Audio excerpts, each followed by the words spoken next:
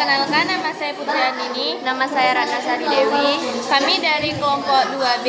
Kami akan membacakan artikel singkat tentang Ki Hajar Dewantara. Lebih baik tak punya apa-apa tapi senang hati daripada bergelimang harta namun tak bahagia. Terlahir di keluarga bangsawan, tepatnya putra GPH Swejaningrat dan cucu Puakalan 3 R. Swewardi Swejaningrat, tak kesulitan merentas pendidikan. Bermula dari RC Lager School ELS, ia lantas diterima belajar di School Tot Opleiding van Inlandse Artsen, Stovia, sekolah dokter Bumi Putra, namun ia urung lulus dan menjadi dokter karena sakit. Suwardi lantas bertiba di dunia jurnalistik. Soeditomo dan Java The Express, Utusan India, Kauguda, Tahajan Timur, dan Pusara adalah beberapa media yang pernah menjadi pelabuhan karirnya. Pada saat yang bersamaan, ia pun berkiprah di dunia politik, sempat bergabung dengan Budi Utomo. Ia bersama Duis Dekker dan Dr. Cipto Mangunkusumo lantas mendirikan Indisi Partis pada 25 Desember 1912. Karena penanya yang tajam dan kiprah politiknya, pria memutuskan menanggalkan gelar kebangsawanan dengan mengganti nama menjadi Ki Hajar Dewantara pada umur 40 tahun tersebut, dimusuhi pemerintah kolonial Belanda. Bersama dua sahabatnya, sesama pendiri Partis, Ki Hajar dijatuhi hukuman tanpa proses pengadilan. Mereka harus menjalani masa pembuangan. Atas hukuman itu, ketiganya mengajukan permohonan untuk dibuang ke Belanda, bukan tempat terpencil di negeri sendiri. Pada 1913, pemerintah kolonial Belanda menyetujui hal ini. Selama 5 tahun, Ki Hajar menjalani masa pembuangan di negeri Kincir Angin.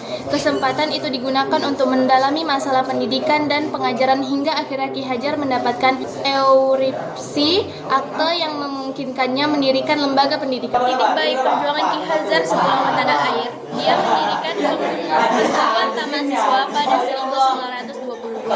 Perjuangan penanya pun bergeser dari masalah politik ke pendidikan. Tulisan-tulisan itulah yang lantas menjadi dasar-dasar pendidikan nasional bagi bangsa Indonesia. Saat Indonesia merdeka, ia pun dipercaya menjabat Menteri Pendidikan. Berkat perjuangan dan komitmennya terhadap pendidikan, Ki Hajar mendapatkan gelar Doktor Honoris Causa dari Universitas Gadjah Mada pada 1957.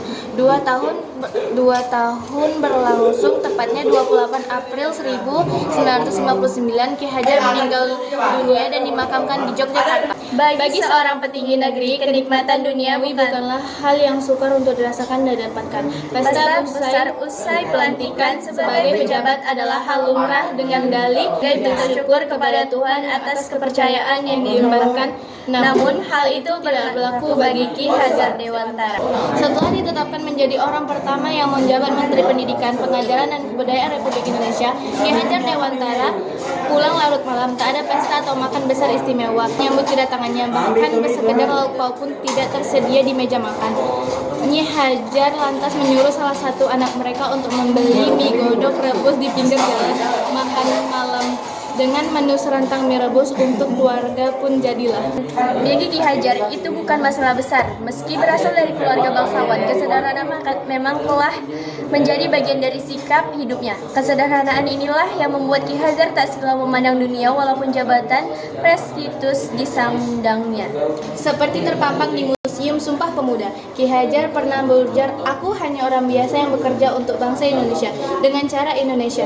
Namun cara penting untuk kalian yakini, sesaat pun aku tak pernah mengkhianati tanah air dan bangsaku. Lahir maupun batin aku tak pernah mengkorup kekayaan negara. Aku bersyukur kepada Tuhan yang telah menyelamatkan langkah perjuanganku. Jika ada kekurangan, mohon maaf karena yang lebih hanya perasaanku kepada dia." Sekian presentasi dari kami. Assalamualaikum warahmatullahi wabarakatuh.